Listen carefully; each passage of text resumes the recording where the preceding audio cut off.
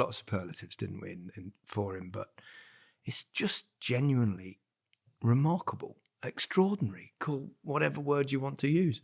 It's for a 16-year-old. I know he'll be 17 on Saturday, but don't stop. And I told you, if he's in the final, it'll be 17.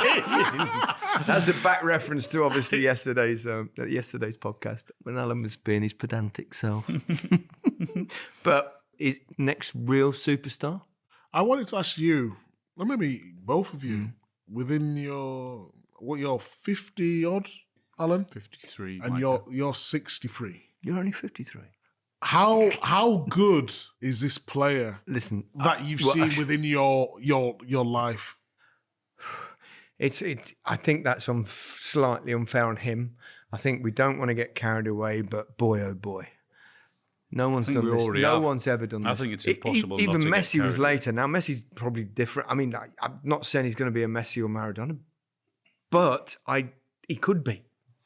I mean, to do what he's doing at this age, and he's so calm, and he's decision making, and his skills, and the goal. No one's ever done that. I mean, Pele in the World Cup final scored 2 goals in a World Cup final, but he was 17, nearly 18. This kid's 16, nearly 17. You don't want to go too overboard. You've got to be careful with these things. But we already have. I mean, no, we have gone overboard. But you have to. You can't go, he's the greatest kid I've ever, because although he might be.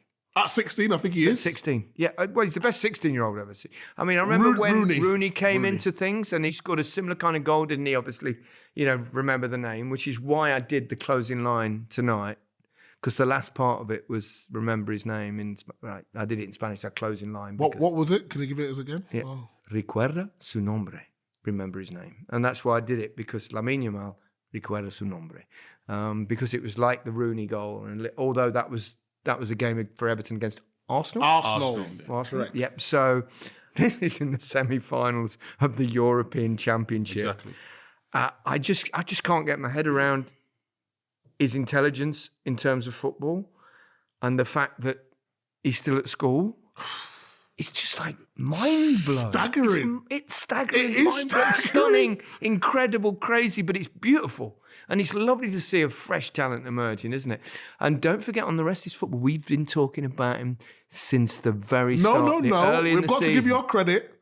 Well, I watch a lot of Barcelona. Yeah, but we have to give you credit. I don't like giving you credit, but you was the one who talked about him first. Yeah, Harry over there is telling me he told me to talk about it. And actually, he did mention him. But we both watched Barcelona a lot together, and he's so good. I just hope, because what happened with Pedri. Pedri played an enormous amount of football, didn't he? Too many games. I don't know whether that's happened, but then he's got an injury, and then he got an injury again. But that was one of those but this things. is the conundrum you've got, isn't it? Is that you've got someone who has got an incredible talent. And different managers will come in and manage him. There's no doubt about that. And they'll see his ability, and they'll see that they'll have a better team with him in there, and he can win them games.